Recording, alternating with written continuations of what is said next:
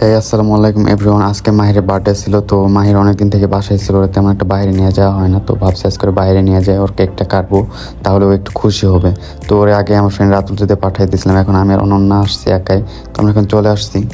আসলাম জানে না যে আমি আসবো, দেখি তার এক্সাইটেডমেন্টটা কি হয়।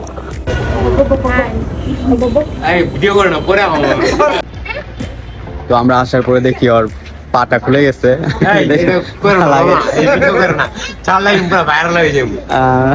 মানুষ কি জানে না তোর পা নাই, পাগল। আমার কাছে একজনে জানতে চাইছিল যে ওর পাটা কিভাবে লাগায়, এই যে দেখেন ওর পাটা কিভাবে লাগায়। তো আমার ফ্রেন্ড রাতুল ওকে সাহায্য করতেছে পা লাগানোর জন্য।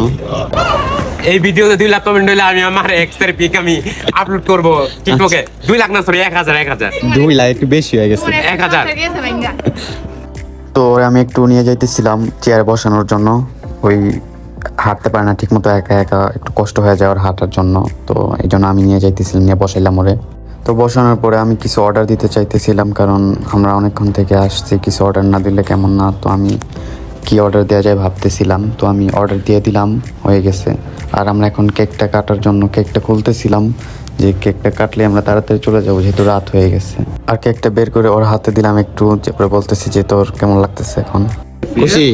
খুশি, সত্যি খুশি? হ্যাঁ সত্যি একটা খুশি। গ্লুকোজ হাসি দিয়ে দাও।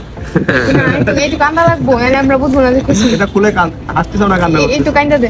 হাসতেছি মিয়া, কান কি লাগে? আমার কি বমি লেগেছে? ছেলে মানুষ কখনো কান্না করে না। এইটাই। মেয়ে মানুষের লাগে কান্না করে। এই রে, একটা ইঞ্জিন দাঁড়িয়ে সাথে কিন্তু তো আমরা কেক কাটার জন্য একটু অন্য জায়গায় বসতেছিলাম, ওইরকম ভাবে কোনো আয়োজন করা হয় না, শুধু একটা ছোটোখাটো কেক কাটতেছি, কারণ আমরা বাসা চেঞ্জ করছি, তো এই জন্য তেমন সময় বা প্রিপারেশন ছিল না আমাদের জন্য। তো কেকটা এখন কাটতেছি।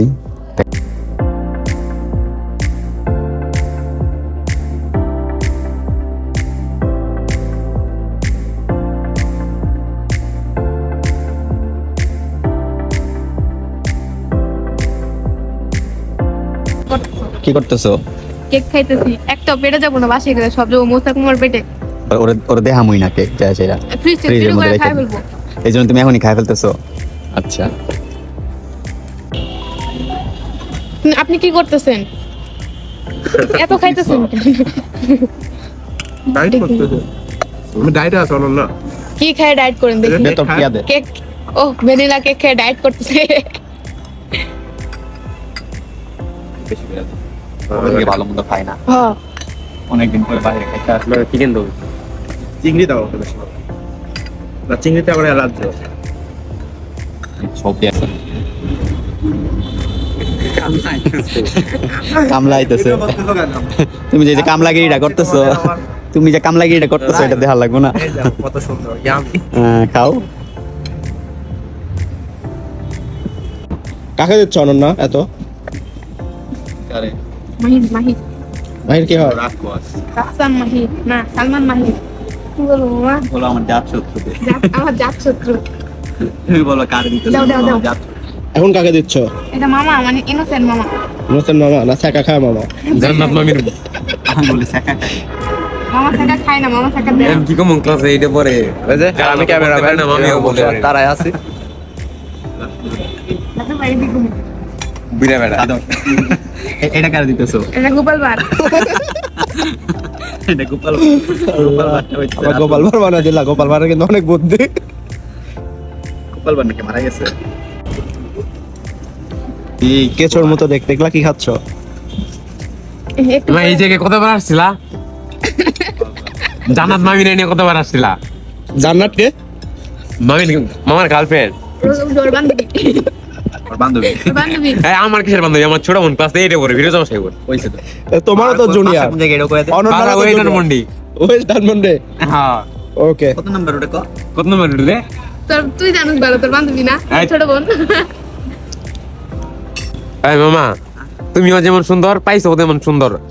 নামের সাথে কাজের মিল আছে। নামটা কি বলতে চাই আমি, বলো তো? জান্নাত। জান্নাত মানে সুন্দর। হ্যাঁ, তুমিও সুন্দর, পাইছো সুন্দর।